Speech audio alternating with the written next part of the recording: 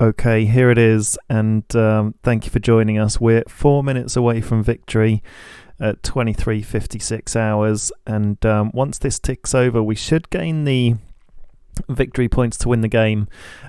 Tim, have you ever been to this moment before? Have you ever seen it tick over? Yeah, a few times. I tend to be up at this time, so unless I've had sort of quite a lot of games going on at once, I've sort of forgotten about it. But yeah, usually I do. Great. Well, you know what's coming, Jump so on. you'll be able to tell us a bit about it, but we'll be recording it live and direct, so we'll be able to show everyone else as well. So, I just want to cover, we've taken Manila, the capital city, literally just about 5 or 10 minutes ago. Took out the plane that was there with my cruiser, so we just made it, and literally at the 11th hour, nearly the 12th. And we can legitimately claim occupation of Manila and the Philippines capital, and Brazil as well, and also have taken Angola's capital there. So there's just an air superiority fighter over it, but I've got my big stack on it, and I've claimed the city. So looking good. So what's going to happen? Ooh, yeah, it's nice that we managed to take his capital just before it ticked. Oh wait, cleared it out rather. We've cleared out most of the cities, haven't we? Yeah, pretty happy with the Philippines. You've got your ships in there bombing him. I'd noticed that he's got a rocket launcher on Davao City, but he hasn't leveled it up, so it's only got a 75 range, and your cruisers have got 100 range, so you could take out his rockets and stand back if you need to. If you look at the range of his rockets, you're just on the edge of it, but you can easily hit him. So that's a really nice thing with the cruisers, and any other ship when you've upgraded them enough. And what can we expect to happen when it ticks over to midnight then? What have you seen happen before? We're going to see a big anticlimax, and what happens after? Potentially. I'm not sure if we need to refresh it for it to update. It might just do it on its own, but generally, like with stuff like with the market, you have to refresh. So we might need to refresh it at midnight. Okay, we'll see what happens then. We've got 1 minute to go. We don't have Jonathan with us at the moment. I'll see if I can give him a ring. Here he is. Fallen asleep. Is he on? Yeah. Yeah, I was again. Oh, just in the nick of time. Where have you been? Half asleep. Well, we're all entitled to that. It's a late hour. It's actually 11 o'clock in the UK. Don't know where the 12 o'clock's come from. Maybe that's European time. In fact, it's even like 10 past 11, so the game's about an hour and 10 minutes out from us. But we're literally about to tick over. Jonathan, we've claimed the capital of Philippines literally about 5 or 10 minutes ago, bringing it up to speed. I took out the last unit that was on there, so that's incredible timing, leading to an incredible win, really, that we can claim the capital of Philippines, the capital of Angola I've got, and the capital of Brazil. We got them. Oh, there we go. It's ticked over and it's showing 1 o'clock. Now, what happens? Okay, great. I mean, it's come up saying victory. Mine hasn't refreshed yet, so I don't know. There we go. Here we go. It's saying that I got second place and I've been given 1,523 gold. So I presume, Jonathan, Nice. You've got first place, have you? Yeah. First place finish. Might take a while to refresh for you. Oh, and the time is showing as 12 o'clock there. The victory points aren't showing any difference, so we've got the option of joining a new game, which we're not going to do, or open newspaper. Do we dare open the newspaper? It's not going to lose our screen or anything. No, I think that's just if you want to like post a message or something. Victory awards. So yeah, there's a new article saying victory awards and just Let's have a look. us being awarded our. There it is, Palestinian Gym. You've got 1970 points. I presume that's how many gold you get, and I got 1523 gold. Tim, how many gold did you get? What did I get? It shows here 841. Yeah. Oh wow! So this is an interesting list. It shows Brazil in 4th place, 772 gold, and then it shows Myanmar in 5th place with 48 gold. Those are the 5 players, and it says every active player who has survived until the end of a ranked game is rewarded with the amount of gold reflecting his share of the victory points. Maybe you should say their share, but yeah, we lost the Philippines. They weren't active, but Myanmar were, even though they had like no territories. And there's all the attacks there. Wow. South America's looking very interesting. Seeing all of Brazil's stuff. So he's got 3 aircraft carriers on the west coast. Sorry. Oh, it's done the big reveal. I'll just say, actually, I've won the poll in the newspaper for the most hated nation. Poland 2nd, Angola 3rd, UK 4th, Tim. You were the most liked in our coalition. Right, let's get out that paper. So we just X out that. And, oh my God, it's revealed everything. Oh, what are you seeing? What were you saying, Tim? Alright, we've lost Tim's sound, but oh my God, so there's a huge build-up in Cuba. We'll have a look at that. But look, there's a load of aircraft carriers on the west coast of Brazil. I think we've got you back, Tim. Yeah. I was just going to say on the west coast, that's where all of Brazil's aircraft carriers are. Wow. See what troops he has. So he's got 3 aircraft carriers in separate stacks, and then he's got a destroyer. And then, okay, so that's pretty much where he was attacking, wasn't it? He was trying to mop up those... That's Peru. So Peru was really quite active. Peru had lots of armoured fighting vehicles. What was Brazil doing on that coast? Were they preparing to attack Peru? Oh, I can't wait to see what the Philippines have got. Oh, and there's Rogue State down the coast. Oh my God. And then Chile have a little bit of a presence. Let's take a better look at this. So there was nothing in some of the Brazilian cities that we're approaching. They're all revealed, so he had absolutely no defences whatsoever against us. Aircraft carriers on the west coast, and then... Yeah, looks like he was mounting a fairly major offensive in the north. And it looks like actually he's got loads of troops on individual city. No. Brazil was land grabbing. Oh my God, with like really, really low health National Guards. 2 low-level National Guard units in North America. National Guard unit on cities. Yeah, so okay, so he's doing a hell of a lot of land grabbing. He's really gone for National Guard, hasn't he? Oh. That is literally his main sort of... Yeah, his main troop that he's focused. And he's leveled them up. That's strange. I've never seen anyone do that before. They've got a really low attack, really low, reasonable defense. But they don't have any penalties on jungle and things like that, so that's interesting. But quite a weak troop. Aircraft carriers, so did he have a load of aircraft? We can't see the aircraft. Doesn't show us that. When, I guess you might not know, but when you see... Oh my goodness me, I've just seen Africa. Wow. Look at all the troops I was about to walk into. God. Oh, God. That is an absolute... Oh, that is a mess, isn't it? Oh, That's no horrible. wonder I was getting hit all the time. God, Yeah. so lots of armoured fighting vehicles. Oh, I can't wait to see the Philippines and some of these other countries. Okay, so Angola. Oh. Yeah, Angola. around everywhere. Like, what on earth is going on there? So Angola had like towed artillery everywhere in the north. That must have been their kind of plan, for one towed artillery to cover another, but not. Yeah, I guess so.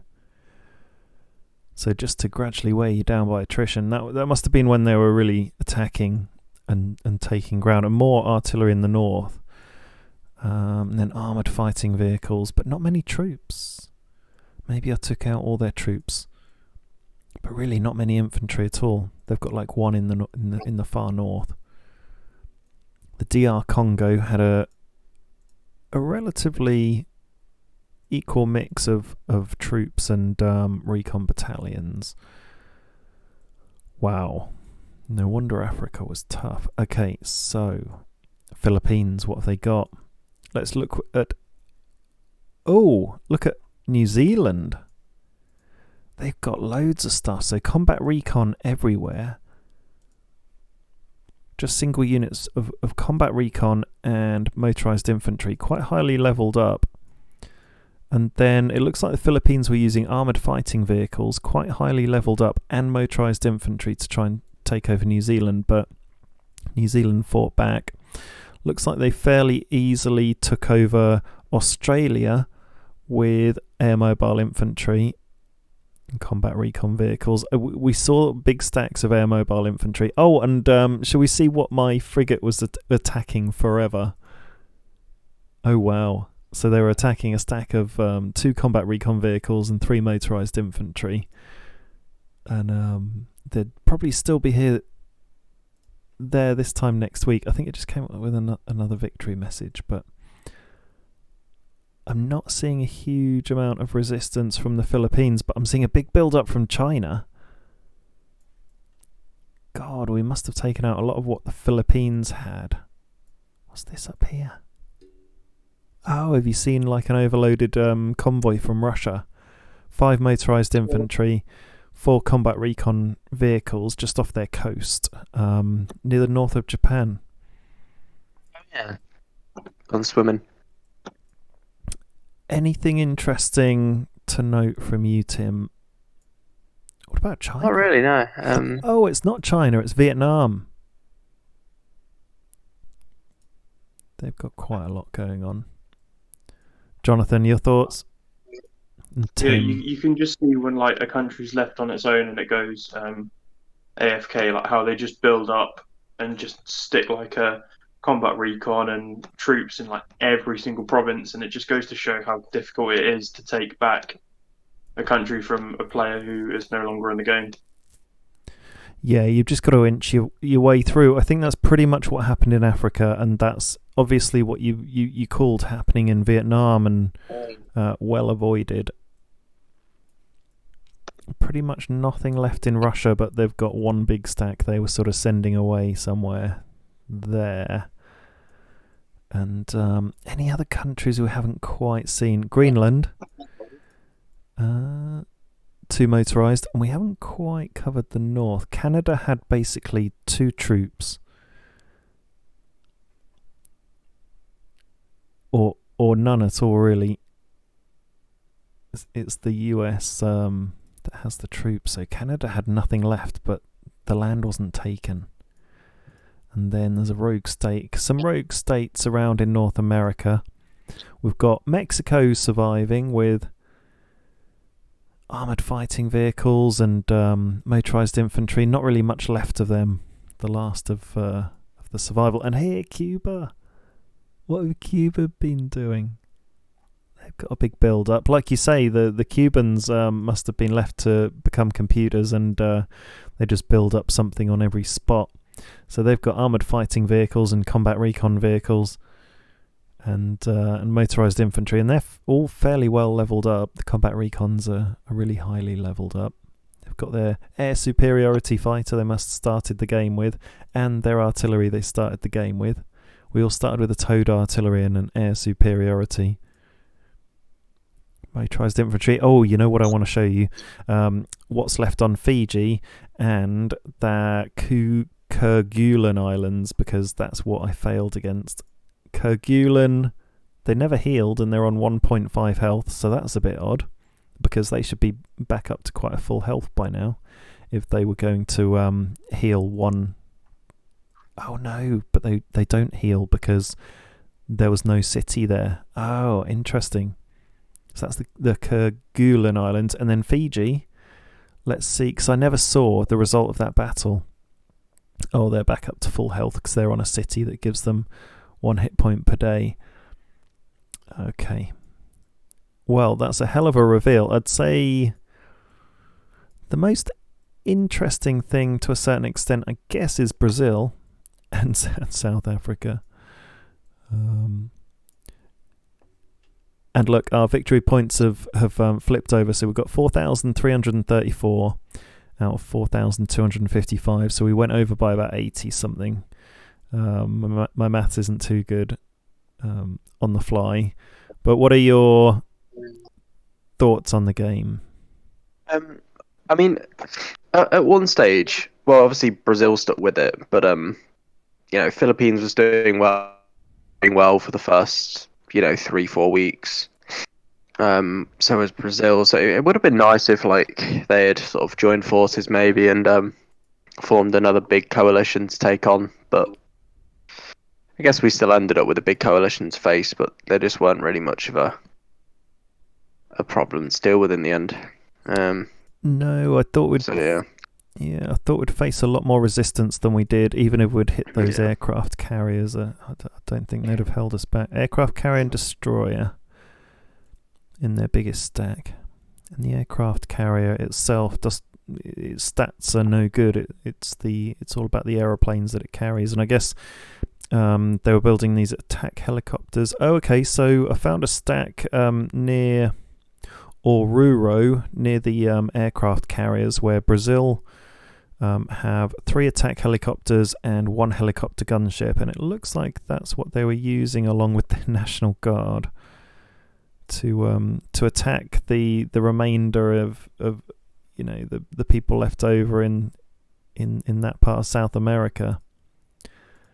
So, and they were it looks like they were successfully taking cities. It's like Bolivia and Peru they were cracking into. So their attack helicopter has 2.5 attack against troops, 7 against armoured vehicles, and then 4 against helicopters, nothing much else. 1.5 against boats. And then their helicopter gunship was the first time I've seen a helicopter gunship. They've got 7 attack against troops, 2 against armoured vehicles, 2 against helicopters. So between the gunship and the attack helicopter, they kind of cover armoured and then infantry between them at a level of about 7 hits each, but they're not dreadfully. Oh, and they're not even leveled up, so not dreadfully strong. Maybe if they were fully leveled up, they would have been much more fierce. But yeah, a bit of a disappointment to a certain extent, some of our oppositions, because like you say, Tim, they could have been a lot stronger. Yeah. What are your thoughts on the game, Jonathan? Yeah, I mean, generally, I thought it's been pretty eventful. Again, I even messaged Brazil and Philippines and Mongolia at various points and said, look, you should probably band together to try and fight us, otherwise you're not going to last long. And Brazil was like, no, I don't need you guys. Why would I join now? And why can't I join you? All of that stuff. Yeah. So I was just trying to help him out, but he wasn't having any of it. I thought some of the best fights came in the mid and early game. The first incursion into Libya, for example, and the fight with Syria, that was quite eventful. But then after those points, we had a pretty clear lead. And our opponents needed to do a lot more to really catch up with us, and they didn't.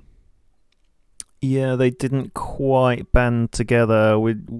In their coalition, we would go up against one of them, and the rest just wouldn't join in. And I remember when we were attacking into Mongolia, and then the Philippines came down the Suez Canal, and it was just such a a fractured attack where they were just attacking us on two totally different fronts and not helping each other at all. And then I thought, if we can survive this, then maybe we've got them.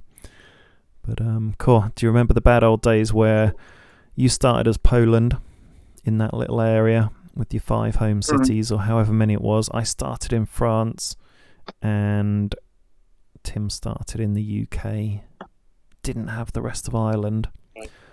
All those problems Tim had with Norway and Sweden in the beginning, struggling to take them over, and then just coming together into mainland Europe. Tim taking Germany and the Netherlands, and then us driving through that Austria's big stack. That was a tricky one.